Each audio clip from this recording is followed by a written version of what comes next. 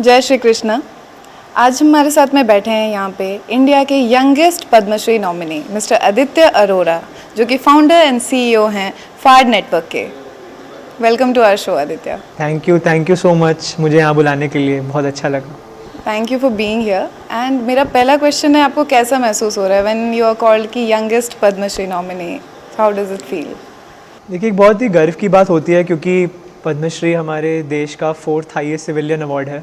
End of course जब एक इस लेवल की वैलिडेशन मिलती है आपके अपने वतन से जिसके लिए आप काम करते हैं, तो एक बहुत ही अच्छी फीलिंग आती है एंड रिस्पॉन्सिबिलिटी भी लगती है कि ये तो बस शुरुआत है, अभी तो खैर बहुत आगे जाना है। फैमिली का रिस्पॉन्स कैसा था? अभी तो आप फैमिली के एकदम लाडले बच्चे हो गए होंगे। हाँ, मतलब ऐसा होता है कि यही देखते हैं कि यही लोग थे 2-3 साल पहले जो शायद इतना सपोर्ट नहीं करते थे, बट आज फैमिली है, आसपास के नेबर्स हैं, अपने स्कूल हैं, कॉलेजेस हैं जहाँ मैं खुद जाता हूँ लेक्चर देने। वहाँ पे देखता हूँ कि खुद के मेरे फ़ोटो लगी हुई हैं बड़े बड़ी, और काफ़ी मीडिया इंटरव्यूज़ होते हैं उस चीज़ के। तो काफ़ी अच्छा लगता है मैम कि जहाँ आपने जिस पर्पज़ से शायद काम शुरू करा था वो तो चल ही रहा है, और साथ साथ लोग आपको रिकग्नाइज़ कर रहे हैं उस पर्पज़ के लिए। तो बस खुश फील करता हूँ उस मोमेंट में, बट आगे की तैयारी पूरी करता हूँ फिर। तो मेरी ये क्यूरियोसिटी है, आपने अपनी कंपनी का नाम फाड नेटवर्क क्यों रखा? ये बहुत अलग नाम है, सो रीज़न क्या है? हम बेसिकली जब स्टार्ट हुए थे तब हमें पता नहीं था कि बहुत ज़्यादा क्या करना है इकोसिस्टम के लिए। हर एक स्टार्टअप स्टार्ट होता है कि एक प्रॉब्लम हमें लगी कि स्टार्टअप को बहुत सारी प्रॉब्लम्स हैं इंडिया में, बट क्या चीज़ हम स्टार्ट करें। बट हम कुछ ऐसा नाम से अपनी कंपनी को डिफ़ाइन करना चाहते थे जो बेसिकली हमारे इमोशंस बताए और जो एक यूथ एनर्जी है उसको डिपिक्ट करे। तो वहाँ पे फाड़ वर्ड का हमें यूज़ हुआ है, जो कि नॉर्थ इंडिया में बहुत पॉपुलरली यूज़ होता है कि बहुत फाड़ काम करा, बहुत फाड़ खाना था, या बहुत फाड़ पढ़ाया। मतलब बहुत एक अच्छा, it's an emotion more than a word. तो बस उसी इमोशन को अटैच करके कंपनी को आगे बढ़ाई मैम, और कंपनी का नाम फाड़ रखा। तो अभी जर्नी कैसी है from an intern to a founder and CEO?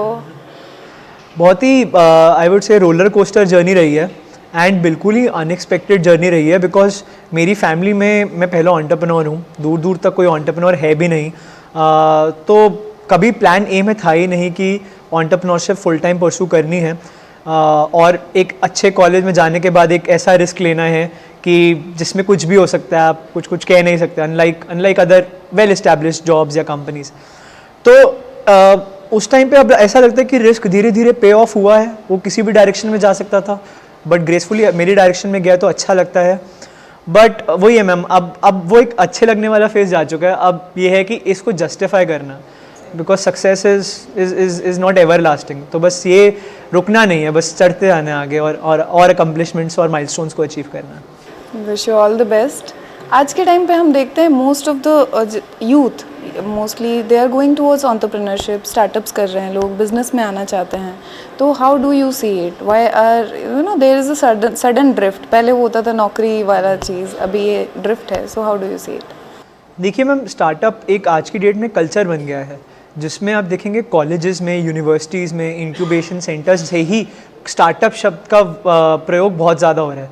काफ़ी सारा कंटेंट भी स्टार्टअप्स पे बन रहा है, टीवी शोज़ बन रहे हैं, वेब सीरीज़ बन रही हैं स्टार्टअप्स पे। तो यूथ की तरफ जो अट्रैक्शन है वो और भी ज़्यादा है। एंड थर्ड चीज़ जो हो रही है मैम कि इन्हीं बच्चों में से जो कुछ गिने चुने बच्चे हैं, they are building $multi-million companies while being in college. मतलब कि आप कॉलेज में पढ़ रहे हैं और साथ साथ आप एक $multi-billion कंपनी चला भी रहे हैं। इससे ज़्यादा इंस्पायरिंग कोई चीज़ नहीं होती है। एंड बच्चे जो इंस्पायर होते हैं ना, वो अपने में से देख के होते हैं, हमेशा अपने दोस्तों को देख के होते हैं, अपने रिश्तेदारों को, अपने यारों को देख के होते हैं। तो वो एक बहुत ही अच्छी चीज़ है। ये क्रेज़ आई थिंक और आगे बढ़ता रहे, और कहीं ना कहीं एक रिस्क टेकिंग जो कैपेबिलिटीज़ हैं वो तो हर जनरेशन के साथ बढ़ती जा रही हैं। तो वो आई थिंक अब आगे और बढ़ने ही वाला है, there will be no stopping it. Nice. इस पूरे जर्नी में जब एक फाउंडर स्टार्ट करता है, अभी जिस फाउंडर ने डिसाइड कर लिया कि मैं भी स्टार्ट करना चाहता हूँ या स्टार्ट कर चुका हूँ, how important the role of a mentor is?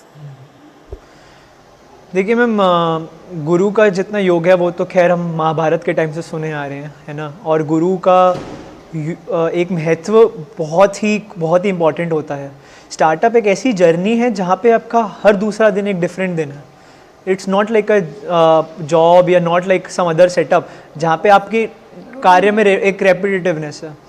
तो आपको एक अडेप्ट करना उस इन्वायरमेंट में, एंड ऑल्सो एक चैलेंजिंग सिचुएशन जो आपने आज तक कभी फेस नहीं करी होगी उसको फर्स्ट टाइम फेस करना, जहाँ पे आप खुद फाउंडर हो तो आप किसी सीनियर के पास नहीं जा सकते हो, तो वहाँ पे एक मेंटर का रोल हो जाता है, क्योंकि वो कहीं ना कहीं वो एक रोड चल चुका है जहाँ पे अभी हम चल रहे हैं। तो उनके रिफ्लेक्शंस, उनकी लर्निंग्स, उनकी एक्सपीरियंसेस कहीं ना कहीं बहुत इंपॉर्टेंट रोल प्ले करती हैं, ताकि हम टाइम बचाएं और गलत डिसीजंस ऑफ कोर्स ना लें, हाथ जलाने की हमें ज़रूरत ना पड़े। बिल्कुल, तो हाथ ना जलाएं और एक जो एक स्टार्टअप का एक फैशन है उस मैनर में ग्रो करते रहें। डेफिनेटली। अभी का जो यूथ है, the trend is going towards, हम अगर ऊपर से देखते हैं मोस्टली तो दिखता है कि वैल्यूएशन की तरफ लोग ज़्यादा अट्रैक्टेड हैं rather than value to the business. इसके बारे में आपका क्या कहना है? देखिए मैम, हमें हमेशा ना एक शब्द हम अपना बना लेते हैं ज़िंदगी में जो हमें बहुत अच्छा लगता है, और स्टार्टअप्स में कहीं ना कहीं वो वर्ड एक वैल्यूएशन आता जा रहा है। इसके पीछे मैं कहूँगा कि कोई जिम्मेदार नहीं है, बट कहीं ना कहीं बात ही आजकल यूनिकॉर्न कंपनीज़ की इतनी होने लग गई है जिनकी वैल्यू 1 बिलियन से ज़्यादा है, 7,500 करोड़ से ज़्यादा की जिनकी नेटवर्थ है। तो ऐसी कंपनीज़ की बात इतनी हो रही हैं, 105 कंपनीज़ हैं। आज भी हम जब ये इंटरव्यू दे रहे हैं, 105वीं यूनिकॉर्न बनी है इंडिया में। तो ये इतना वर्ड डेली आपकी विचारधारा में आने लग गया है कि आप इसी शब्द का प्रयोग करे जा रहे हैं। तो कहीं ना कहीं लोगों को ये लगने लग गया है कि चाहे आप बिजनेस में वैल्यू ना प्रोवाइड करें, बट आपकी वैल्यूएशन अच्छी होनी चाहिए। तो वो जो है ना मैम, वो चीज़ I think is something which is a wrong message. अगर आप वैल्यू पे फोकस करेंगे तो वैल्यूएशन आपकी अपने आप बन जाएगी। अगर आप अच्छा काम कर रहे हैं, आपके कस्टमर्स आपका प्रोडक्ट बाय कर रहे हैं, आपकी धंधे में तेज़ी हो रही है, आपका धंधा बढ़ते जा रहा है महीने पर महीने, तो वैल्यूएशन तो वैसे भी बढ़ रही है आपकी। Definitely. So it's a learning for the audience. उन्होंने एक वैलिडेशन हुआ अभी फिर से through you the popular icon कि आपको एग्जीक्यूशन पे फोकस करना है, वैल्यूज़ पे फोकस करना है। That is the core of a business. That rule has never changed. जितने भी टर्म्स ट्रेंडी हो जाएं, जितने भी नए टर्म्स आ जाएं मार्केट में। मैं आपसे ये भी जानना चाहूँगी, since you are in this trade and आप इतने सारे टॉक्स देते हैं, सो आप क्या सजेस्ट करते हैं मोस्टली स्टार्टअप्स को? What are the 3 most important things they should always keep in mind या उनको डेली फॉलो करना चाहिए? 3 चीज़ें जो हमें स्टार्टअप्स को बहुत बहुत ध्यान में रखनी चाहिए। पहली चीज़ है कि हर स्टार्टअप में सॉल्यूशन इम्पॉर्टेंट नहीं होता है, बट जो प्रॉब्लम आप सॉल्व कर रहे हो वो बहुत इंपॉर्टेंट है। सॉल्यूशन तो टाइम पर टाइम बदल जाएगा, ठीक है, बट जिस कस्टमर के लिए आप जो पेन पॉइंट सॉल्व कर रहे हो, कि अगर आपके कस्टमर को फॉर एग्जांपल बहुत ज़्यादा पढ़ाई के टाइम पे बहुत दिक्कत आती है, तो कॉन्सेप्ट लेवल पे आप कोई चीज़ सॉल्व कर रहे हो, या आप फील्ड लेवल पे कोई कंस्ट्रक्शन में या रियल एस्टेट में कहीं पे भी कोई चीज़ सॉल्व कर रहे हो, सो प्रॉब्लम बहुत इंपॉर्टेंट है। आज जो मैं कर रहा हूँ सोल्यूशन मैं कल को बदल भी सकता हूँ, पहली चीज़ ये है। दूसरी चीज़ ये है कि अगेन जो हम बात कर रहे थे कि वैल्यूएशन के पीछे आपको नहीं भागना है, आपको वैल्यू क्रिएशन के पीछे भागना है, क्योंकि valuation is subset of that. Value creation होगी तो वैल्यूएशन तो अपने आप आ जाएगी, ठीक है। सेकंड चीज़। थर्ड चीज़ बहुत इंपॉर्टेंट है कि कभी भी आप ये मत सोचिए कि स्टार्टअप एक अलोन जर्नी है। हमें बहुत लगता है कि स्टार्टअप में सिर्फ हम अकेले हैं, it's us against the world, but जो एक टीम है वो इतना इम्पॉर्टेंट फैक्टर है आपके स्टार्टअप के सक्सेस के लिए, चाहे वो आपके को फाउंडर्स हो गए या आपके मार्केटिंग के लोग हो गए, टेक के लोग हो गए, ऑपरेशंस के लोग हो गए, उनका रोल प्ले करना, एक वो टीम को बिल्ड करना एक कल्चर के साथ, वो बहुत इंपॉर्टेंट है मैम। क्योंकि लंबे टाइम तक कंपनी वही टिक पाती है जो एक टीम बनाती है, ना कि जो सिर्फ एक फाउंडर बनाती है। क्या वो 3 चीज़ें हैं जो नहीं करनी चाहिए? बिल्कुल। चीज़ें तो बहुत सारी हैं जो मैं कह सकता हूँ कि स्टार्टअप को नहीं करनी चाहिए, बट मेरे हिसाब से टॉप 3 चीज़ें हैं। पहली चीज़ है कि बहुत ज़्यादा टाइम जो है फंडिंग रेस करने में वेस्ट नहीं करना चाहिए। फंडिंग फुल टाइम एक्टिविटी आपको रेस करते रहनी है, बट जो आप अपना धंधा चला रहे हो, जो बिज़नेस चला रहे हो, जिस पे आप फंडिंग रेस कर रहे हो, उसको छोड़ के तो आप बैठ नहीं सकते। तो आपको साइड बाय साइड वो वर्क डेलीगेट करना बहुत इंपॉर्टेंट है। तो आप फंडिंग पे सारा टाइम वेस्ट ना करिए। सेकंड बहुत इंपॉर्टेंट है कि आप मार्केट में बिना रिसर्च के ना उतरिए। अगर आप बिना रिसर्च के उतर रहे हैं तो कहीं ना कहीं आप पैसा जला रहे हैं, कहीं ना कहीं आप अपने गट फीलिंग को ट्रस्ट कर रहे हैं कि जो मैं सोच रहा हूँ वही वैसा होगा, बट क्या आप वो कस्टमर हैं? आप नहीं खरीदोगे अपना माल, राइट, आपके कस्टमर खरीदेंगे। तो यूज़र को समझना, कस्टमर को समझना, एक रिसर्च एनालिसिस करना बहुत इंपॉर्टेंट है before you enter the market. तो वो एक चीज़ है जो स्टार्टअप को ध्यान में रखनी चाहिए, नहीं करनी चाहिए कि बिना रिसर्च के मार्केट में उतरें। थर्ड चीज़ कहूँगा कि अपना जो क्या नाम रोल है वो ऐसा नहीं है कि खुला छोड़ें। फाउंडर जो है ना, वर्ड फाउंडर का मतलब होता है वो सब कुछ कर सकता है, जैसे एक मालिकाना हक होता है, सब कुछ कर सकता है। बट सब कुछ में भी मैम कुछ चीज़ें वो हैं जो उसकी एक्सपर्टीज़ है और कुछ चीज़ें वो हैं जो उसकी टीम मेंबर की एक्सपर्टीज़ है। सो कहीं ना कहीं वो बहुत इंपॉर्टेंट बन जाता है कि एक स्टार्टअप फाउंडर समझे कि क्या चीज़ वो कर सकता है बेस्ट और क्या चीज़ वो नहीं कर सकता है, उसको किसी और को देनी है। क्योंकि फाउंडर का भी उतना मेंटल लेवल पे पीस इंपॉर्टेंट है जितना एक एम्प्लॉय का है, तभी कंपनी आगे बढ़ सकती है। कई बार ऐसा होता है कि पीपल जो फाउंडर है वो उसको ना आइडिया से अपने बहुत प्यार होता है, तो they are not much open about the idea कि मैं कैसे लेकर के आऊँ या कैसे इसको शामिल करूँ या कैसे किसी और को डेलीगेट कर दूँ। सो आप उस केसेस में क्या सजेस्ट करते हैं? अब मैं बहुत ग्लैड फील करता हूँ आपने ये क्वेश्चन पूछा, क्योंकि काफ़ी सारी इनफैक्ट जो यंग जनरेशन है पर्टिकुलरली उसको ऐसा लगता है कि आइडिया बहुत यूनिक है मेरे पे, किसी से शेयर करेंगे तो कॉपी हो जाएगा या कुछ कोई चुरा लेगा किसी तरीके से। तो ये एक बहुत बड़ा मिसकंसेप्शन है, क्योंकि आइडिया किसी का भी यूनिक नहीं है। अगर आप अपनी लीगल हिस्ट्री में देखेंगे तो पैटेंट शब्द का इस्तेमाल कभी भी आइडिया के साथ नहीं होता है, क्योंकि आइडिया आपके माइंड में भी आ सकता है, same idea. Of course that can be a conflict of interest, कुछ भी हो सकता है, that can be a pure coincidence, है ना, कि आपके माइंड में आया, मैंने टाइम पे सोचा, तो आप ये नहीं बोल सकते कि मैंने आपसे चुराया, मैं नहीं बोल सकता कि आपने मेरे से चुराया। सो इसलिए आइडिया पे तो कभी कुछ है ही नहीं, it's the execution that matters. आप कहीं ना कहीं एग्जीक्यूशन पे फोकस करिए। आपका लोग आइडिया तो चुरा लेंगे बट एग्जीक्यूशन नहीं चुरा पाएगा। बहुत लोगों ने कोशिश करा कि मल्टी मिलियन जो कंपनीज हैं उनको उनका आइडिया चुरा के स्टार्ट करें, बट आज की डेट में मैम वो कंपनीज दिखेंगी भी नहीं आपको, क्योंकि वो है ही नहीं, वो बंद हो गई। तो it's the execution that matter. आपका एग्जीक्यूशन कोई नहीं चुरा सकता है, आइडिया भले कोई चुरा ले। जब हम हमारे कंपनी की वैल्यूएशन की बात करते हैं या कोई भी फाउंडर अपने कंपनी की वैल्यूएशन की बात करता है, कैसे हम एनालाइज करें कि ये हमने करा है या ये हम करना चाहते हैं, तो this should be the valuation हमारा। ये बहुत आपको शायद दो दिख रहा होगा, ठीक है, बट अगर कोई दूर से दिखेगा तो उसको शायद एक दिखेगा, ठीक है। जब तक मैं इस तरफ नहीं करूँगा उंगली, उसको एक ही दिखता रहेगा। तो वैल्यूएशन भी वैसी है, चाहे वो आपके लिए एक है, मेरे लिए दो है, इट्स सब्जेक्टिव इन नेचर। क्योंकि अगर आप एक कंपनी स्टार्ट कर रहे हैं जिसमें फॉर एग्जांपल रेवेन्यू नहीं है, ठीक है, कोई अभी बिजनेस का रेवेन्यू नहीं है, डे वन से किसी में भी रेवेन्यू नहीं आता है, बिजनेस को सेटअप करने में, क्लाइंट्स लेके आने में, कस्टमर से पे करवाने में टाइम लगता है, तो तब उस कंपनी की वैल्यूएशन कैसे करेंगे आप? तो वैल्यूएशन ना आप सिंपली जो है दो तरीके से कर सकते हैं। ऐसी कंपनी से जहाँ पे रेवेन्यू नहीं है, जहाँ पे रेवेन्यू है वहाँ पे आप रेवेन्यू को एक बेस ले सकते हैं और कह सकते हैं कि अगले 2 साल में ये रेवेन्यू कितना बढ़ेगा, वो मेरी वैल्यूएशन है। क्योंकि वैल्यूएशन मैं कर आज रहा हूँ, बट ये मैं कर रहा हूँ नेक्स्ट 8, 10, 12 महीने के लिए, क्योंकि मैं अगली फंडिंग उसके बाद रेस करूँगा, तो तब तक मेरी वैल्यूएशन लॉक हो गई है जो मैं आज दे रहा हूँ। तो इसीलिए जहाँ रेवेन्यू है वहाँ तो आप रेवेन्यू और प्रोजेक्ट करके दिखा दोगे कि इंडस्ट्री कैसे ग्रो करेगी नेक्स्ट 12-14 महीने में। बट जहाँ पे रेवेन्यू नहीं है वहाँ पे आप इसका उल्टा ऑपोजिट करते हो। वहाँ पे आप क्या करते हो कि रेवेन्यू नहीं है, खर्चे तो हो रहे हैं, एक्सपेंस तो है, वो एक्सपेंस कितने तरीके से बढ़ने वाले हैं, उस एक्सपेंस की कितनी एक वैल्यू होने वाली है। अगर आज मैं 1 रुपये खर्च कर रहा हूँ तो उससे मैं कितना कमा पाऊँगा, क्या मेरी एक एक्सपेक्टेशन है, क्या मैं उससे 2 पैसे कमाऊँगा, क्या मैं उससे 2 रुपये कमाऊँगा। तो उस हिसाब से आप कंपनी की एक एस्टिमेट लगाते हैं कि आज की डेट में उसकी क्या वैल्यू है। तो ये 2 तरीके से आप जनरली करते हैं।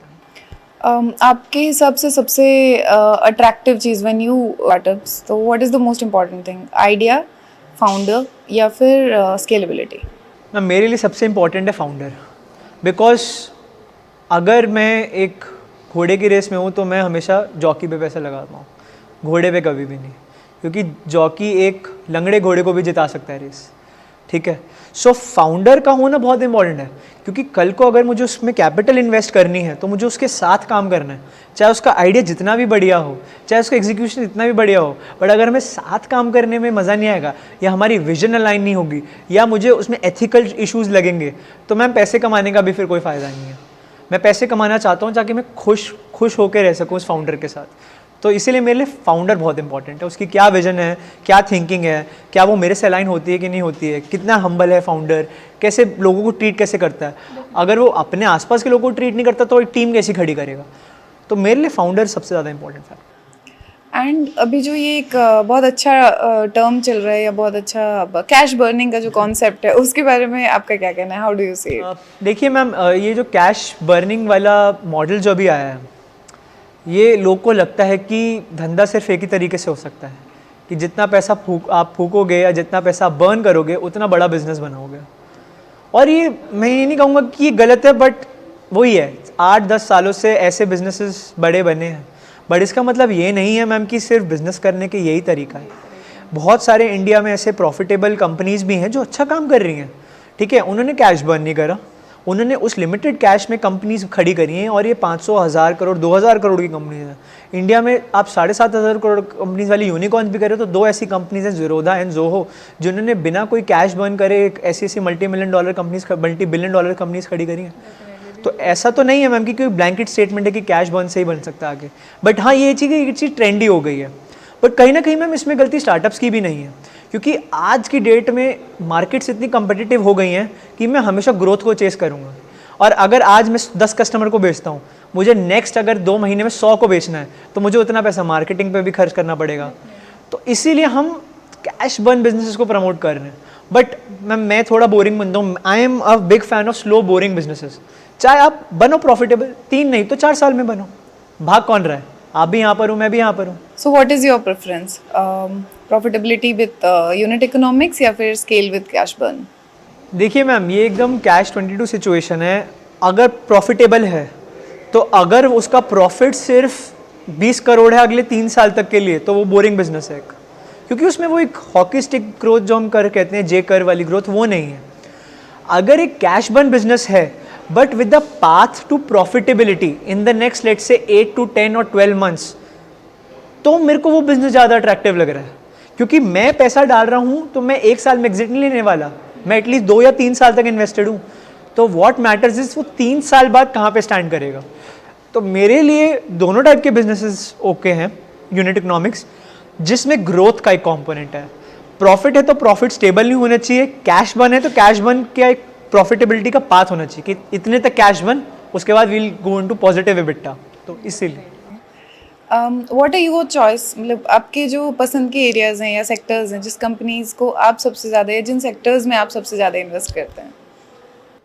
मैम, हम हैं सेक्टर एग्नोस्टिक, मतलब हम हर सेक्टर को देखते हैं। हम मानते हैं कि इंडिया जो है वो किसी एक इकोनॉमी की नहीं है, इंडिया बहुत सारी इकोनॉमीज़ का एक कॉकटेल, एक मिक्सचर है, ठीक है। सो हम देखते हैं कृषि सेक्टर भी इस इंडिया में, हम वित्त सेक्टर भी देखते हैं, हम बहुत ज़्यादा आपका शिक्षा के सेक्टर और शिक्षा के माध्यमों को भी देखते हैं।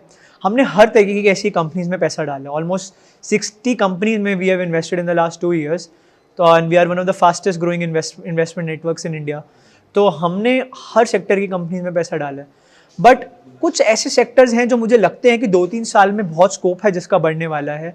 पहला सेक्टर आई थिंक मुझे लगता है इंश्योरेंस का, जो कि बहुत अंडर पेनिट्रेटेड है, और कोविड एक ऐसे टाइम पे आया है जिसमें इंश्योरेंस बहुत एक क्रिटिकल नीड समझ में आ गई है। और जो इंश्योरेंस क्यों बढ़ने वाला है, क्योंकि इंडिया की पॉपुलेशन यूथ है जिसकी कोई इंश्योरेंस पॉलिसी नहीं है। 33% जनता पहली बार टैक्स भरने वाली है इस साल, तो उनको इंश्योरेंस तो बाय करनी पड़ेगी। तो वो है। और सेकंड चीज़ों में बहुत देख रहा हूँ क्लाइमेट की बातें पूरे विश्व में होने लग गई हैं। स्टार्ट हुई थी यूरोप, जापान से, बट आज पूरे विश्व में रैलियाँ हुई हैं कोरोना लॉकडाउन में एनवायरनमेंट को लेके। तो आई थिंक कुछ ऐसा सोल्यूशन जो हमारे इन्वायरमेंट को थोड़ा एक और प्रोग्रेसिव और सस्टेनेबिलिटी की तरफ लेके जाए, तो उस सेक्टर को मैं बहुत अच्छे से देखना चाहूँगा। What do you think when you go for startups, आप लोग क्या देखते हैं? जो startups सोशल चेंज पे काम कर रही हैं, सोशल कॉज पे काम कर रही हैं, उनका किस तरीके का फ्यूचर आप देखते हैं? देखिए, सोशल कॉज तो सब में ही है किसी ना किसी तरीके से। Startup is a way to empower people, right. And हम इनफैक्ट हर कंपनीज़ में अब आगे भी जहां हम काम करना चाह रहे हैं, जिन कंपनीज में हम इन्वेस्ट कर चुके हैं, हम सब में एक ऐसा एलिमेंट लेके आ रहे हैं कि वो कोई ना कोई एलिमेंट ऐसा रखें जिसमें वो अपने स्टेक होल्डर्स, जिन लोगों से वो चीज़ें लेते हैं, उनको किस तरीके से वापस दे पाएँ। तो उसका एक ऐसा एक इंसेंटिव हम देख रहे हैं कि येस, फॉर इम्पैक्ट स्टार्टअप्स की तरफ हम अपना थोड़ा और ध्यान बढ़ाएं, अपने एग्जिस्टिंग पोर्टफोलियो कंपनीज़ को थोड़ा और प्रमोट करें कि फॉर इम्पैक्ट थोड़ा रहें। और ऐसी कंपनीज मैम आप सुन के हैरान हो जाएंगे क्योंकि इन्होंने डबल प्रॉफिटेबिलिटी और डबल ग्रोथ दिखाई है, जो not for profit not for impact startups होते हैं। तो हमारा तो ध्यान है, अभी हम रिसोर्सेज बिल्ड कर रहे हैं, एक मॉडल बिल्ड कर रहे हैं जिससे हम इन कंपनीज़ को एक्टिवली आइडेंटिफाई कर पाएँ, इनके काम को इवैल्यूएट कर पाएँ, क्योंकि इनमें शायद रेवेन्यू फैक्टर नहीं होगा, इनमें आपको कुछ रेवेन्यू से बढ़ के चीज़ें देखनी पड़ेंगी। तो हम वो एक मॉडल बना रहे हैं और आप बहुत जल्दी सुनेंगे, शायद कुछ हम लॉन्च भी करें इस चीज़ में। Okay, so all the best for that too. हम आपसे तो बहुत ज़्यादा information and ideas सारे मिल रहे हैं। And अगर हम compare करें tier 1 और tier 2, tier 3 जैसे जैसे हम deep down जाते हैं वहाँ के startups में, तो of course हमारा पहले भी discussion हो रहा था with the stalwarts जो आए हैं, जो टीयर 1 में है they are mostly somewhat financial oriented, जो टीयर 2 टीयर 3 में होते हैं वो कोई ना कोई सोल्यूशन जो फेस करते होते हैं उनको सॉल्व करते हैं। सो उन स्टार्टअप्स को, क्योंकि टीयर 2 टीयर 3 में रिसोर्सेज में भी थोड़ा कम है, या दैट इज द साइकोलॉजी, या वो आगे निकल के टीयर 1 की तरफ जाते हैं, how do you see that? देखिए मैम, कोविड जो एक हुआ है उसने हमारे देश को बहुत बेकार चीज़ें दी हैं, बट एक चीज़ एक बहुत अच्छी देके गया है, एक सीख देके गया है कि लोकेशन कंस्ट्रेंट है नहीं। अब जहाँ पे आप बैठे हैं आपको सिर्फ एक शायद माइक जो आपने पकड़ा हुआ एक उसकी ज़रूरत है और एक इंटरनेट कनेक्शन की ज़रूरत है, और आपकी आवाज़ आप कहीं से भी उठा सकते हो। आज की डेट में अगर कोई कहता है कि शायद हमारी मार्केट इतनी बड़ी नहीं है या शायद हमारे पास रिसोर्सेज नहीं है, तो मैम ये 21वीं सदी है, 2022 साल चल रहा है, मैं बिलीव नहीं करूँगा। इंडियन इकोसिस्टम नया है, बट मैम इसको भी आज 12-13 साल फॉर्मल ईयर्स हो चुके हैं, इतना भी नया नहीं है। तो अब ना यही फाउंडर्स में मैं डिफरेंशिएट करता हूँ, जहाँ मैं आपको बता रहा था कि फाउंडर्स इंपॉर्टेंट है। चैलेंजेस बहुत है फाउंडर्स के साथ, बट मेरे को वो जो टॉप 1% या टॉप 0.01% देखना है, वो इन्हीं फाउंडर्स से देखना है जो ये बहाना ना करें कि हम एक टीयर 2 सिटी या टीयर 3 सिटी में रहते हैं। मैम ऐसी बहुत सारी यूनिकॉर्न कंपनीज प्रॉफिटेबल रही हैं जो शायद जयपुर, इंदौर, जोधपुर, इन सारी जगहों से बढ़ के उभरी हैं। क्या इनके पास लोकेशन कंस्ट्रेंट नहीं था? क्या इनके पास रिसोर्सेज लिमिटेड नहीं थे? इन्होंने भी उस फैक्टर से आगे बढ़ के कंपनी बनाई। और वही एंटरप्रेन्योर होता है मैम, जो रीजंस एक्सक्यूजेस ना दे, उन एक्सक्यूजेस को अपनी स्ट्रेंथ में बदले। आपको किसने रोका है आप इस मार्केट को बड़ा करें? आपको किसने रोका है कि आप इसी मार्केट में इनोवेट करके कुछ एक ऐसा प्रोडक्ट लाएं जो यूजर्स बाय करें? और टीयर 2 की जितनी फास्टर एडॉप्शन है एक टेक्नोलॉजी की, शायद वो टीयर 1 की भी नहीं है, क्योंकि उसके पास 100 ऑप्शन है, टीयर 2 के पास फिर भी लिमिटेड ऑप्शन होंगे। तो मैम बहाने नहीं है, हमें रीजंस ढूंढने, ये जो हमारी वीकनेसेस हैं इनको पिकअप करके स्ट्रेंथ्स बना के आगे बढ़ना है। स्टार्टअप तभी बढ़िया बनता है मैम, नहीं तो एक्सक्यूजेस में तो कंपनीज नहीं बनती हैं। डेफिनेटली एक्सक्यूजेस में कंपनीज तो बिल्कुल नहीं बनती हैं। उड़ीसा के यूथ के लिए आपका क्या मैसेज है? देखिए, आप एक बहुत ही भव्य ऑफ कोर्स शहर में रहते हैं, जगन्नाथ जी का आशीर्वाद आपके साथ है। हब रहा है माइनिंग का, है ना, और पोर्ट्स भी हैं उड़ीसा में काफ़ी, तो काफ़ी एक ऐसी फैसिलिटी, एक इंफ्रास्ट्रक्चर डेवलप हो रहा है। मैं नहीं कहूँगा कि हो चुका है, वर्क इन प्रोग्रेस है, हो रहा है। और अभी आप स्टार्टअप स्टार्ट कर रहे हो तो बिल्कुल एक राइट टाइम है, बिकॉज आप यूथ हो, एक आप बहुत रिस्क ले सकते हो अपनी लाइफ में इस स्टेज ऑफ टाइम पे। सेकेंड चीज़ ये है कि एक अर्ली मार्केट में अगेन स्कोप ऑफ इनोवेशन बहुत ज़्यादा है। अच्छी कंपनीज जो नेक्स्ट अभी 200 तक तो इंडिया यूनिकॉर्न्स कर लेगी टीयर 1 सिटीज़ से, बट अगली जो नेक्स्ट 100, 150, 200 कंपनीज हैं मैम, ये इन्हीं टीयर 2 सिटीज़ से आएंगी। मैं आपको लिख के दे सकता हूँ, being in a tier 1 city investor, investing for the last 6 years, क्योंकि टीयर 1 में जो चीज़ें आ रही हैं वो आ रही है रेपिटेशन। प्रॉब्लम्स उतनी ही बच गई हैं जितने स्टार्टअप्स हैं, तो इसीलिए अब नई प्रॉब्लम्स जो हमने नहीं सुनी होंगी कभी, पर प्रॉब्लम्स जो यहाँ की उड़ीसा यूथ के लिए काफ़ी रेलेवेंट है, यही आगे जाके $1 billion कंपनीज बनने वाली हैं। आप स्टार्ट हो, अपना नेटवर्क बढ़ाओ, अपने रिसोर्सेज बनाओ, चाहे तो जाओ बाहर इवेंट्स अटेंड करो, लोगों को यहाँ पे खींच के लेके आओ। जैसे आज यहाँ पे हम आए हैं, दिल्ली से आए हैं उड़ीसा, खींच के लेके आओ लोगों को यहाँ पे। क्यों नहीं आएंगे लोग आपकी हेल्प करने, मदद करने? ऐसे लोग मिलेंगे आपको। स्टार्ट करो, कहीं ना कहीं से तो मैम कारवां बनेगा ना। स्टार्ट तो आपको करना पड़ेगा, एक पत्थर तो आपको ही उछालना पड़ेगा।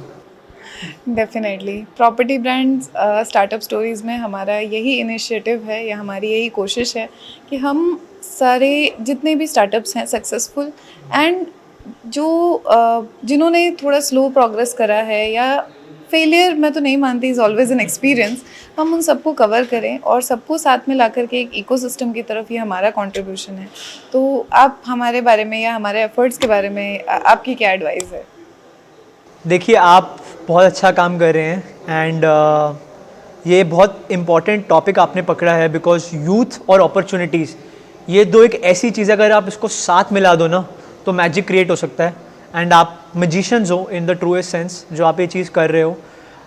बट बहुत अभी लंबा कारवां बचा है, बहुत बड़े शूज़ टू फिल इन है, but I salute you for your efforts and आप जैसे लोगों की वजह से ही उड़ीसा नेक्स्ट स्टार्टअप हब बन सकता है। तो बिल्कुल आप अपना वर्क कंटिन्यू करते रहिए एंड मेरा सपोर्ट आपके साथ और विशेज़ हमेशा हैं। आई नो हमारे ऑडियंस में से बहुत लोग आपसे फॉर्मली कनेक्ट करना चाहेंगे इस specially after this discussion, right? So what is the formal medium to connect you? So मेरी वेबसाइट है www.adityaarora.in। आप वहाँ पे जाके हमने एक फॉर्म स्पेसिफिकली बनाया है जिससे आप लिख सकते हैं कि आप किस चीज़ पे मुझसे कनेक्ट करना चाहते हैं and with in 2 to 3 days I am making sure कि सारे रिप्लाईज जाएँ एंड मैं खुद पर्सनली ये देख रहा हूँ कि मैं एक्टिवली टेकअप कर पाऊँ, तो वो मैं खुद फॉर्म सारे खुद बैठ के देखता हूँ डेली। तो आप मेरे को वहाँ पे लिख सकते हैं, वहाँ से वी कैन कनेक्ट। बाकी सोशल्स पे मैं सारे में ही एक्टिव हूँ, इंस्टाग्राम, ट्विटर, लिंक्डइन, तो वहाँ पे मुझे फॉलो कर सकते हैं। Definitely. Thank you, Aditya. Thank you for your time. And I hope our audience got a very nice chat with you and they got a learning. Thank you. Thank you, everyone.